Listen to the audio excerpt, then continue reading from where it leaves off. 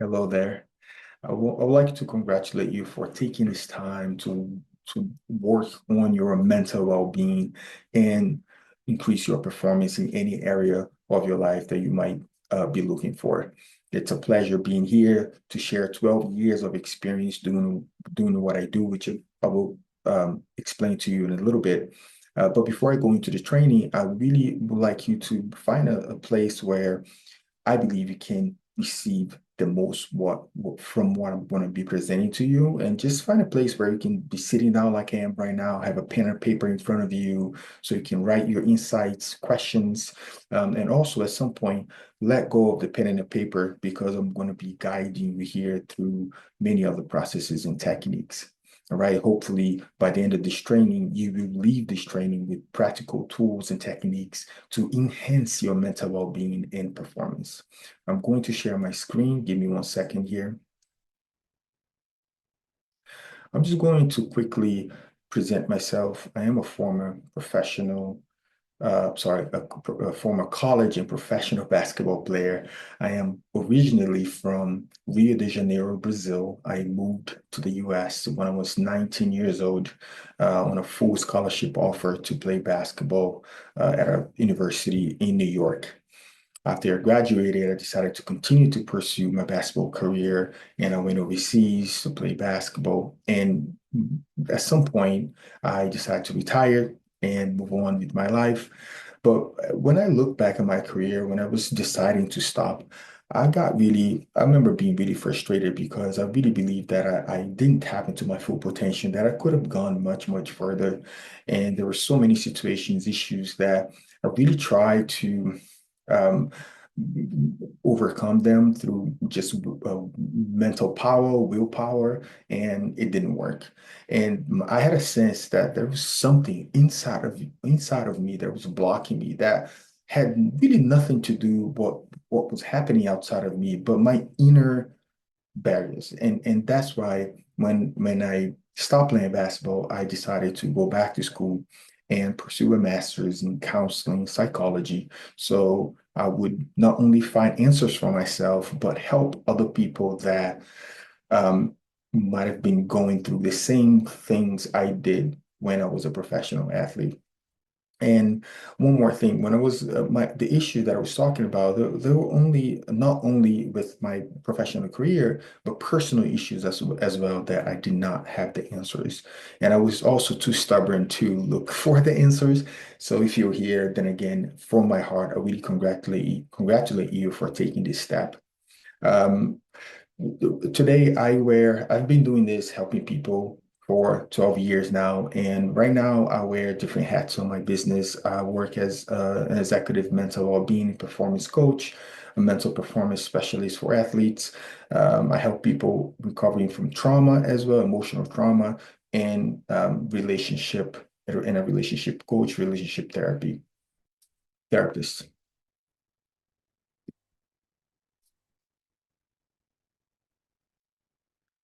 In these 12 years, I developed what I call the invisible opponent framework. This framework that I put together is actually 12 years of, then again, my experience. I've taken so many trainings, not only at the therapist level, but at the coaching level as well. I've taken very transformative trainings and learned in courses from the best of the best. And applied that in 12 years of experience. So now I was able to put together this framework, this process, this method that I believe can profound help people because it transforms my life every day. And I see people transforming their lives when I work with them one-on-one, or when I work them in groups. This process is divided in 5 steps. The first step is the core essence. What is a core essence? This is really discovering resources already within you. I know that you have done amazing things in your life. Otherwise, you wouldn't be where you are today. And something happened, or maybe it's accumulation of things that have been happening. Maybe not you're not even aware of what really um, has been happening, and but for some reason you're not performing where how you used to it, or you are okay, but you want to perform even better. We all have, it sounds cliche, but in my experience, I see that every day. We have everything that we need inside. When we start having challenges, it's because we lost the perspective of that. We lost touch of that. So the first step is really reconnect you or discover your core essence, your true self. Most people say, I don't even recognize myself anymore. Yeah, because you're disconnected from yourself. So get you back there. And then let's recognize once you have more this connection with yourself, with your true self, with your resources, then you can go into recognition. Let's find out really what's blocking your invisible opponent. And from that, we go into release, let go of the grip of the invisible opponent, let go or silence the invisible opponent so you can continue to improve and really unblock your thoughts, unblock your feelings, unblock any behavior that might be preventing you from being or getting where you're going to get. The fourth step is vision. Now that the metaphor that I give to clients is this: the in the beginning, the window, it's a beautiful day outside. You look through the window. It's a beautiful day outside, but the window is dirty. Um, Once you clean the window, the then outside becomes more clear, right? If you look from the window there's dirty, outside look, blurry or not as beautiful. So once you clean it up, once you're connected with your core essence, you recognize what was blocking you, and then you release that. Now you have a clear vision. And then from that, actions that are really going to take you there. You've probably seen this image before.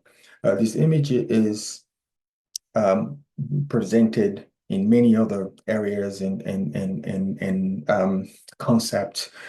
And this image, I also use this image because there are things that are visible to us, our behaviors, things that we do. For instance, our communication skills, body language, achievements, but very often there are things inside of us that block us from continue to have a better performance, block us from having better communication, achievements. And these things are not probably most of you or some of you are going through some of the things that I have here as invisible barriers, like self-doubt, limited beliefs, fear of failure, fear of judgment, perfectionism, and so on.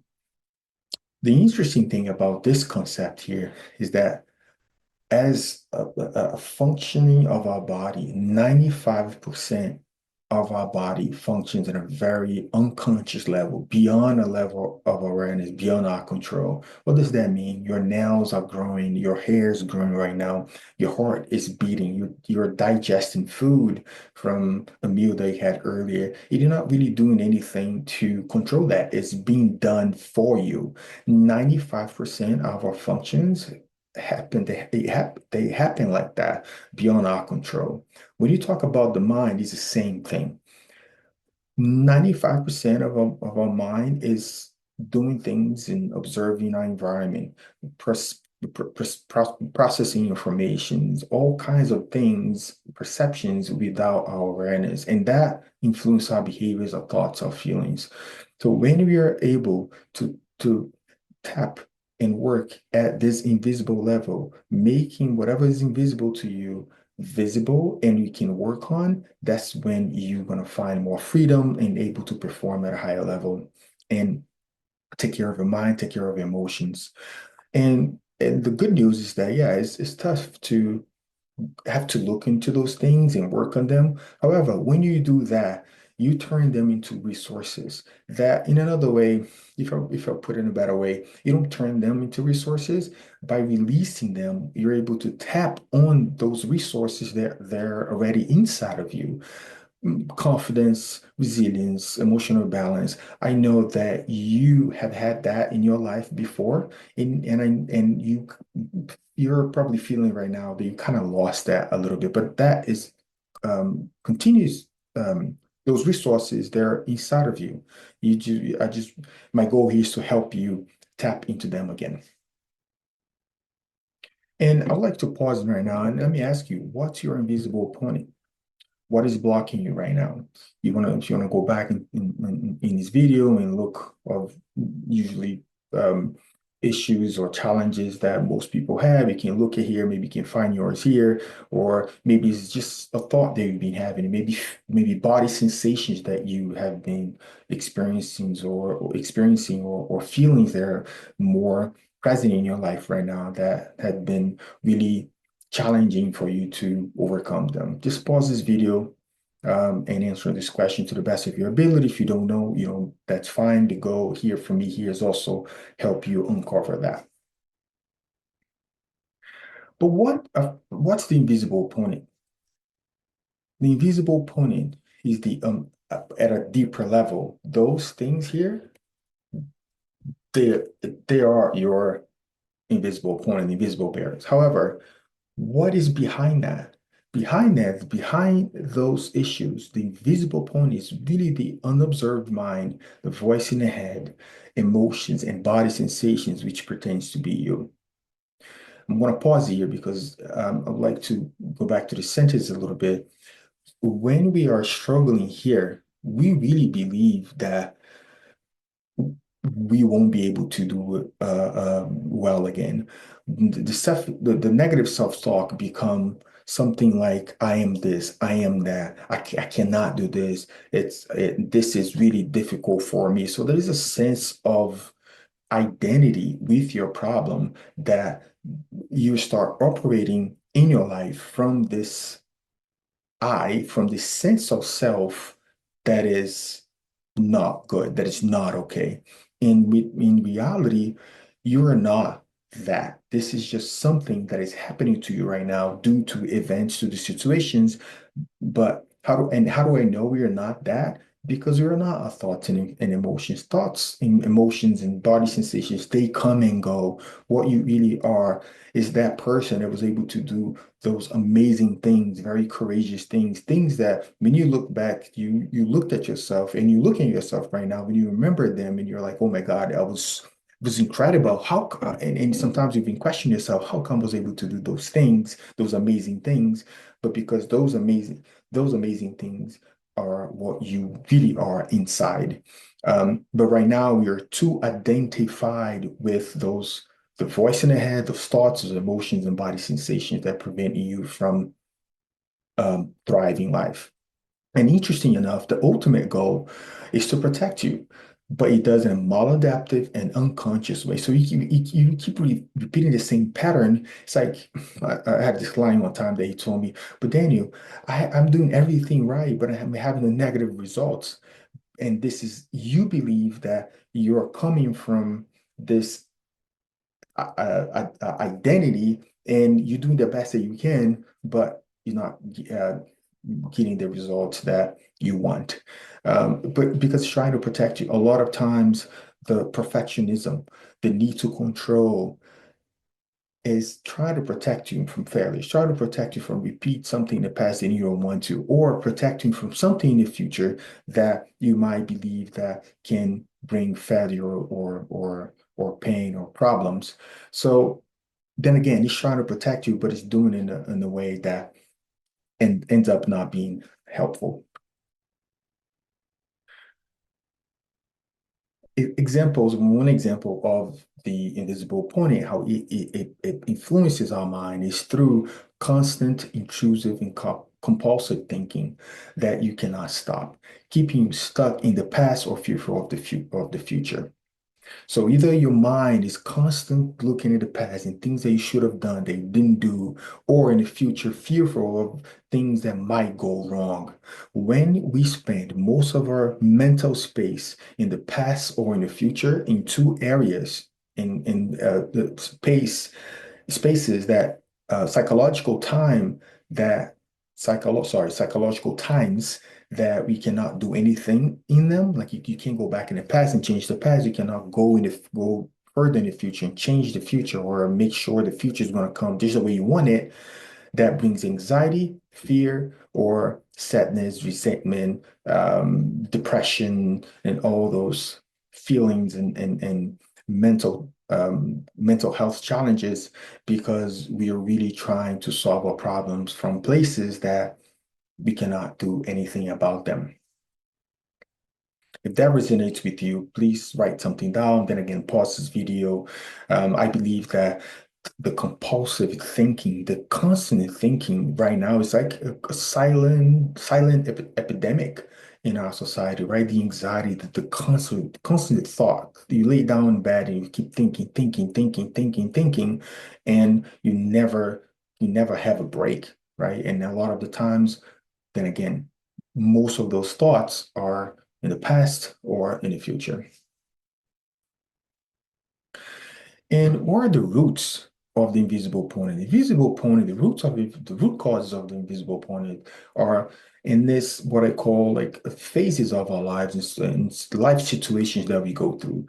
In other words, early development, right? Your childhood environment, your parental influence. When from 0 to 6 to 7, our brain is beginning to develop. Like our brain is not fully developed until we are 25, 26 years old. And the part of the brain that is not fully developed is the frontal lobe, this part of the brain that is related to our executive thinking, speech, planning, and discernment between things, so situations. So that part of the brain is not fully developed. So we are living from 0 to 6 to 7. You're fully on our living from our emotional brain. If you have kids or you grow up, if you have kids around you, you see kids are sponges.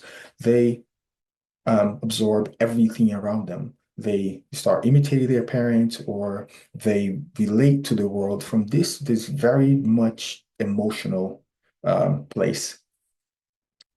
And those messages, the environment, sometimes people tell me clients, but then I don't remember going through anything that was very like serious and that could be true. But what about what was happening around you? That also affect us conditioning, social conditioning, educational conditioning, things that we learn, right? The place that we were born, the country, the city, the school you went to, how you're educated, all those things condition. It's like a program that is installed in our brain, in ourselves, and we start operating from this programming. Another one is generational conditioning or family history, cultural background the story of our family history, how our family did things, and what happened to our grandparents, what happened to our parents, our grandparents, our grandparents, our parents, that history, those patterns. People very often they repeat patterns, they repeat family patterns, and a lot of the times very unconscious.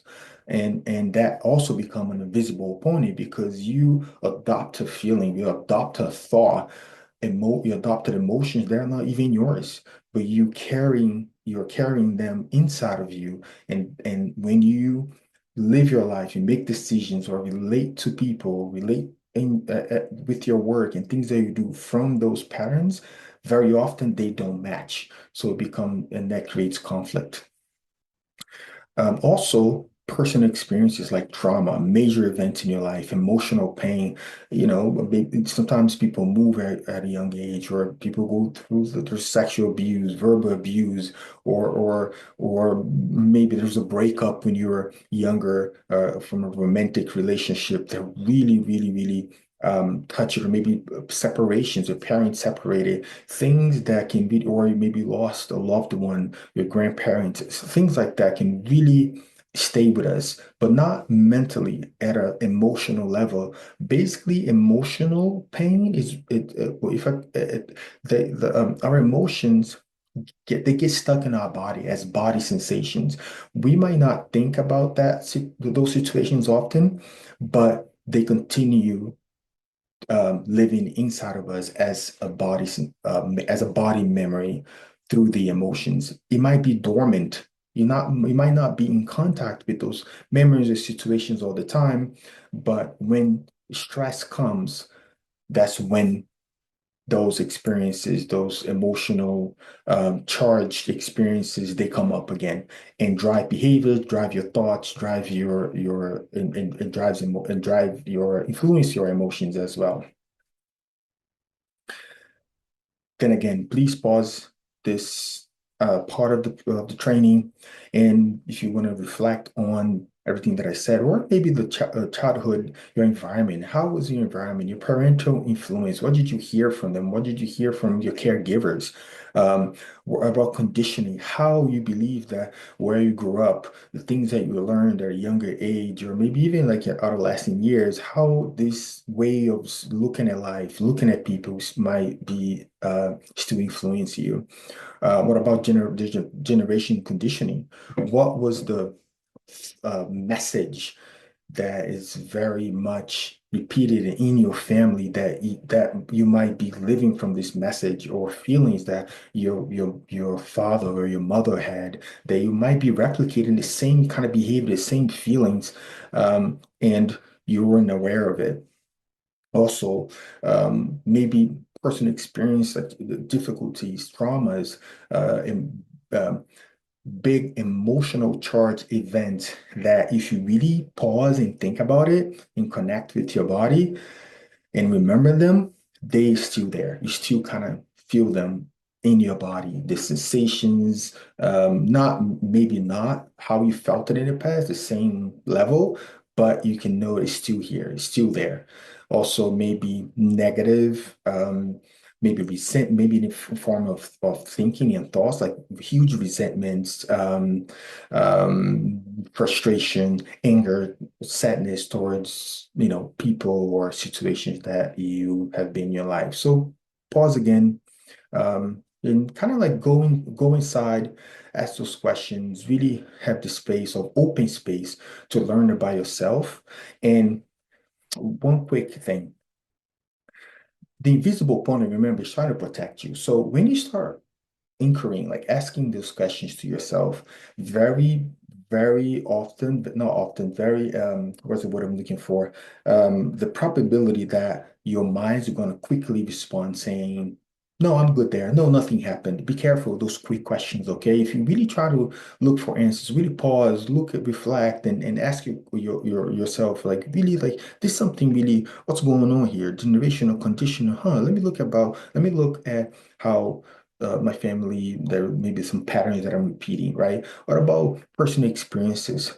Did that maybe break up when I was 12 years old? How do I feel about that right now? If I close my eyes and really think about that person, what's going on inside? If when I maybe when if you lost a loved one, an uncle, even like, a cousin, or okay, let me pause here. Let me think about this person in my heart. Let me see what's happening inside of me regarding that. And you might realize that there's still something there. But then again, really, don't listen to the quick response. No, there's nothing, that doesn't, because it's your invisible opponent trying to protect you, but it's not really protecting you, right? It's going to keep you stuck. So really take the time to um, explore those um, factors that I presented in this slide for you. Now I would like to go into helping you uncover that even more in detail, right? If you need more time from the previous exercise, really, yeah, you can pause, come back in this video, whatever you want to do.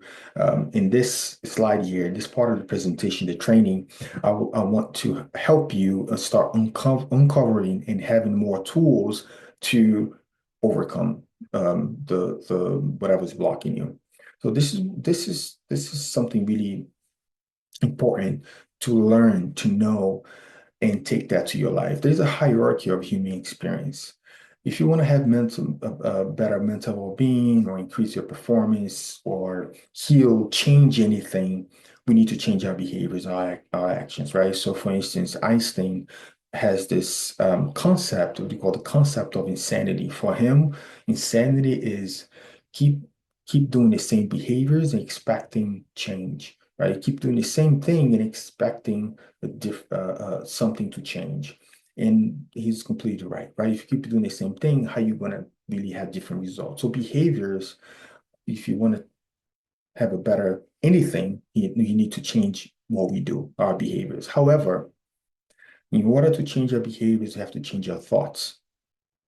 And this is when I say visible here, there's a line here as you can see, because the results, whatever's happening in our lives, you can really you can see, right? Your behaviors, what you're doing, that things that you don't want to do anymore, you can really feel and see. But a lot of the times, and this is when you start going to the invisible pointed part of this process, is that you're not really aware of your thoughts. So you will behave in certain ways, but there's like a thinking process going on that a lot of the times you're not aware of it. You just keep thinking and keep behaving a certain way and keep having the same results, even though you don't want those results anymore. But your thoughts are so strong that you keep doing the same thing. When I say thoughts here, also thoughts in beliefs, right? What do you believe? Thoughts, beliefs, really, really affect our behaviors. But in order to change thoughts and beliefs, we really have to change our feelings and emotions. If you see here, I wrote down hierarchy of human experience because as you can see, the bottom of this concept here is bigger and it goes and it starts to become smaller and smaller as you go up because the steps below influence the steps the above much more than the other way around. So feelings and emotions influence thoughts more than thoughts influence feelings and emotions. The problem is we're so obsessed by our thinking, right? We really believe that whatever we think is true, right? Whatever we think, this is what we should, that's what I should do. This is how things are. This is how this person is. This is how I am. Everything through your thoughts. And you're not aware that behind those thoughts, in the background, there's always feelings and emotions going on. They're influencing those thoughts. So it's really hard to change thoughts and beliefs or in behaviors only through thinking. And you probably had this experience before where maybe you're anxious and you kept telling yourself, I have to I have to be calmer. I have to calm myself. I can't be that anxious. I have to be calm. I have to be calm. And the more you said that to yourself, more anxious you got because you're trying to change your thoughts or behaviors using your thinking and it doesn't work. Not always. Sometimes it works. Sometimes you reframe a situation, decided to look from a different perspective, and you might feel calm and you might be able to behave in a different way. But in my experience, um, most of the times, that's why people struggle because it would be easier, right? To just think differently and solve all your problems. But it doesn't happen like that because there is an emotion feeling behind it that is driving your thoughts and driving behavior. So you have to change your feelings and emotions. So for instance, if you feel an anxiety, you're going to have anxious thoughts and anxious behaviors. You're going to be hasty in making decisions. Or if you're frustrated, you're going to have frustrated thoughts and you're going to have actions there that come from this frustration, from the frustration. So change your emotions. Um, but to change your emotions and feeling, you have to change our body sensations, our physiology. Our nervous system so that's why I wrote here, nervous system and brain. Our nervous system goes into this dynamic, the way of functioning relating to our outside experience. So our nervous system is trying to then again protect us from some type of threat that sometimes you're aware of it, but a lot of times you're not aware of it. It just perceives through a very unconscious way because our nervous system and brain, it's always trying to observe our environment and things around us to then again to protect us. And a lot of the times it goes beyond our even thoughts. And that change in our nervous system creates emotions, creates thoughts and behaviors in consequence. So let me give an example. You're sitting down and doing your work, and let's say your door is open in your office and someone walks by and this person is really it's talking to somebody else. You kind of hear it over hear the conversation. This person is kind of nervous because afraid of getting fired, right? For some reason, I don't know, my boss, blah, blah, blah, blah, blah, blah. And you were sitting there and you're working, and all of a sudden you just start feeling that like you're very unsettled, like you're sitting down, but you feel like uncomfortable. And you just maybe overly checking your emails, and maybe you're just writing an email, and then you write your word, then you go back, fix that word, and you try to find a better word, your heart start beating faster, and for some reason, then your thoughts starting to take over, and all of a sudden you're anxious and you're not feeling grounded and present. You don't even know why, because your nervous system, your body, your brain heard that conversation, and internally started this cascade of mechanisms and functions that you weren't really aware of, and you starting behaving, having thoughts and feelings that you don't even know why. That's why I, in this part of the presentation, this is very important, because if you want to change your thoughts and feelings, it's very important that you start through changing your nervous system, changing your body sensations, changing your physiology. Daniel, how do I do that? Um, There are many ways of doing that. When I work with my clients one-on-one or in groups, when I have more time, I share many, many, many tools. But right now, the one of the most powerful tools that you can use is breathing consciously, like conscious breathing. Slow your breath, calm your breathing down. Because once you do that, you'll calm your nervous system. Our respiratory system has a direct correlation with our nervous system. When you slow our breath, our nervous system starts to regulate again and become more calm and peaceful. Once that happens, you have the space again to have different feelings, different thoughts about anything they want, and then consciously decide the behavior that you want to have. So physiology first. A lot of, in my opinion, this is I mean, in everything that I've learned in my experience helping clients, that hierarchy of human experience, we need to respect that. Otherwise, it's very hard to change behavior, because if you want to change behavior through the behavior, it's hard. So for instance, if you want to, you get up in the morning and you know that you want to work out, and you have to do a different behavior like work out in the morning, and you want to, there's a desire, a thinking, a thought that you need to do that, but you can't get out of bed because your nervous system, because your feelings are not aligned with your thoughts. So that's why it's so important to do something with your physiology first, and then check in with your feelings, and then have different thoughts and different behaviors. I'm being very repetitive here because um, if you have done any type of inner work, any type of change work or mental well-being process, usually, very often, people only stay at the thoughts and feeling levels. I'm inviting you to go even deeper to the physiological level, and breath is it's one of the most powerful intervention that you can do to change your physiology. I'm going to guide you in a minute here through a technique that you can use to exercise what I'm talking about here. But if you want to use this tool right now, and this is a tool that you can use, think about a situation that you have that you're struggling, and plug in here the behaviors that you're having, the thoughts that you're having, the feelings that you're having, the physiology, the body sensation that you're having, right? So let's say you have an issue with your team, you're a leader, and what are the behaviors that you have that you don't, you want to change? But what are the thoughts that you're having? What are the feelings that you're having? What are the body sensations that you have when certain situations happen?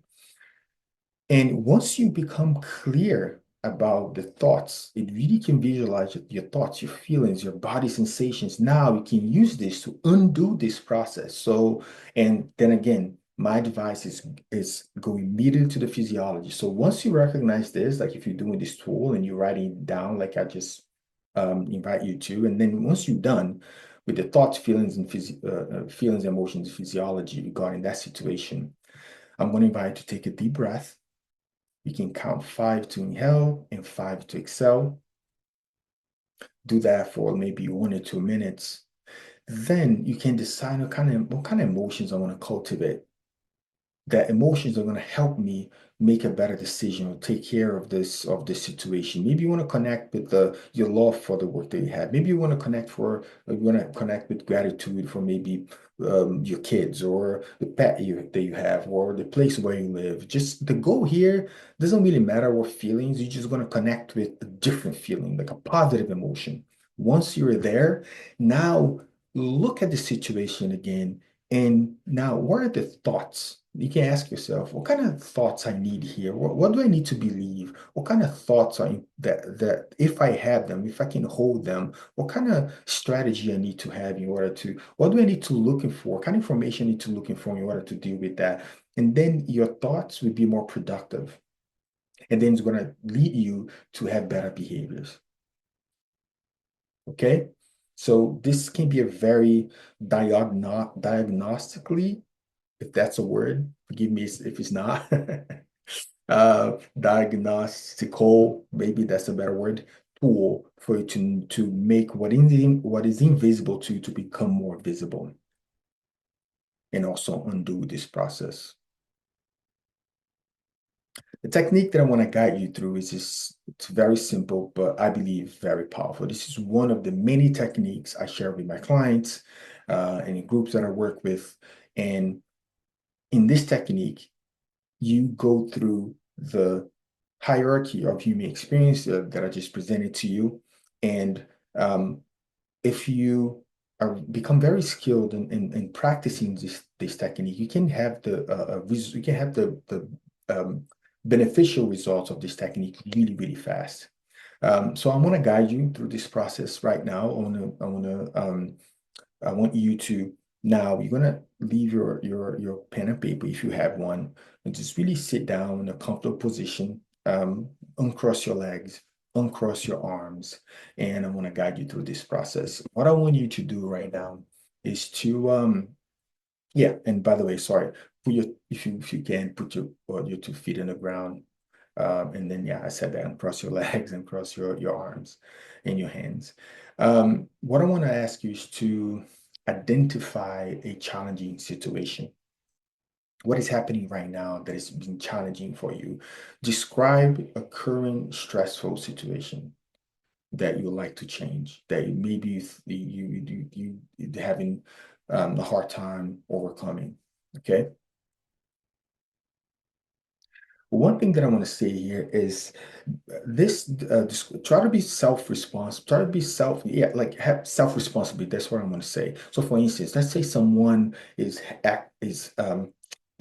behaving in a way that you don't like, right? If the goal here is to make this person understand something, or the problem is that this person doesn't understand you, you can use that, but just be careful, okay? Because the goal here is helping you learning different ways that you can deal with what's happening with you outside. Okay, so to keep in mind, have this intention to find tools that you can change, not somebody else, not something outside of you that you don't control. Okay, but that's fine. Even if it's, you might say, but Daniel, this person is really bothering me because this is and that. That's okay. You can have that. But internally, the goal of this tool is for you to find different answers. All right. Okay, cool. So identify this problem. Please identify this problem right now. And the name of the technique is freeze frame. So you're gonna like it's almost like you freeze and frame the issue. Just in a phrase, in a word, maybe. Go ahead. You might have that in your mind already.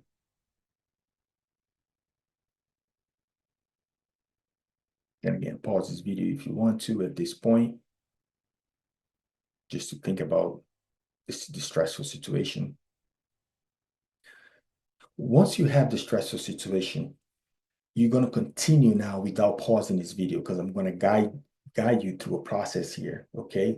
So once you have it, you're gonna, if you need to pause, pause. If not, let's go without pausing, because I'm going to ask you to, now that you identify your problem, I'm going to ask you to find, you can close your eyes too if you want to, or you're going to find a soft gaze. If you don't want to close your eyes, you're going to find a soft gaze in front of you. And by the way, try to close the door where you are, or like um, turn your phone off, or put on silent mode, so you can really be here with me. All right. So once you okay, so now please close your eyes or find a soft gaze. And now I'm going to invite you to start breathing slower and deeper than usual. You can count 5 to inhale and 5 to exhale. You're going to inhale through your nose and exhale through your nose or mouth, counting 5 seconds in and 5 seconds out.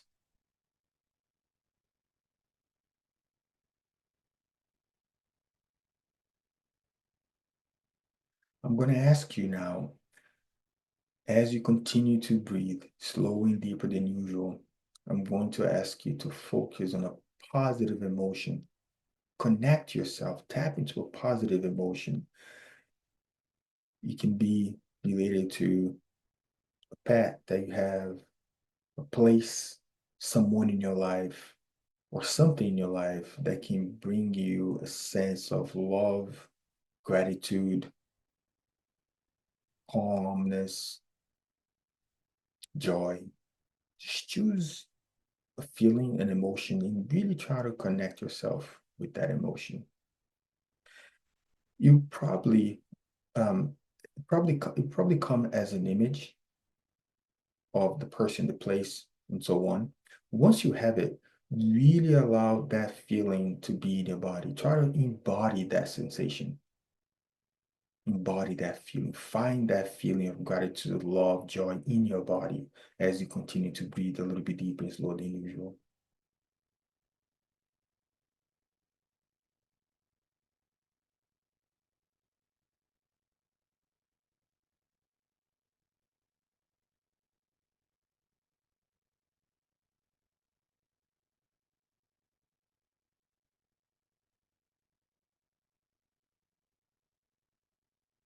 Now, ask yourself, what's the, ask yourself, ask your heart, what's a more effective attitude, behavior,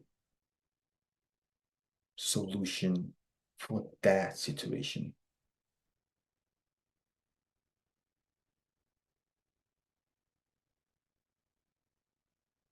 What's a more effective attitude, action, or solution for that situation?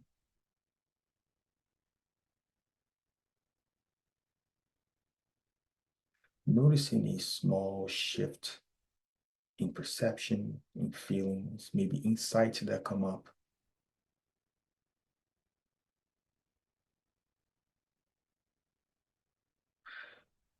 And the last thing you're going to do is really choose one small action based on this new perspective that you just had about that situation, and kind of commit to taking that step moving forward.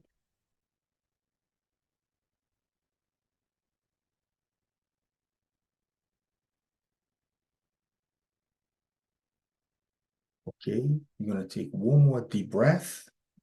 You're going to inhale all the way to the top, let go through your mouth or through your nose. You can open your eyes or bring your gaze back up. All right. Quick steps here: acknowledge, coherence, breathing, active, positive feeling, ask, observe, and act. Just notice, write it down. Now we can go back and write down, like, what was the answer? After you identify the issue, you did an intervention, like I was mentioning, in your nervous system, using your breath to center yourself, to calm yourself down. Then you connect to the positive emotion. And from this place of more calm and a positive emotion, and when you ask yourself about the situation, the best attitude, action, solution, what came up for you?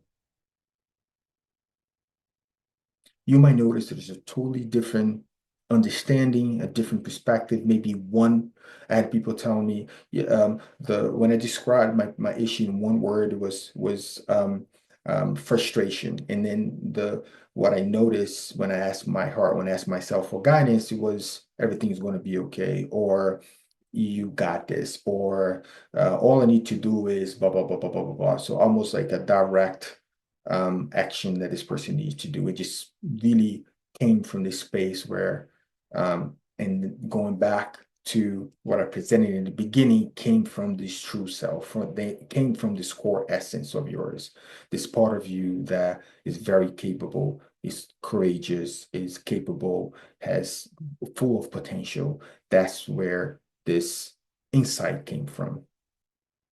And then committing to taking that step. Okay, I hope this technique can be very helpful to you. Come back to this video to practice technique every time there's something going on, or a current situation, or something that happened during the day. Any time you need to find answers and get yourself to a better place to have a different behavior, thoughts, please utilize this technique. All right. Um, Okay, getting the end of this training. I want to thank you. Then again, it was a pleasure being here. Congratulations for taking the time to work on yourself. If you go back in this training, every slide has something for you to reflect. The last two slides actually just like a practical, really practical tool that you can apply right now in your life, in your situation to help you to get to a better place in your mental well-being and increase your performance. Okay, by changing your physiology, changing your emotions, and then from that, you're gonna notice that then you have more space, more clarity to use your thinking, using your mind to find the solutions that you need.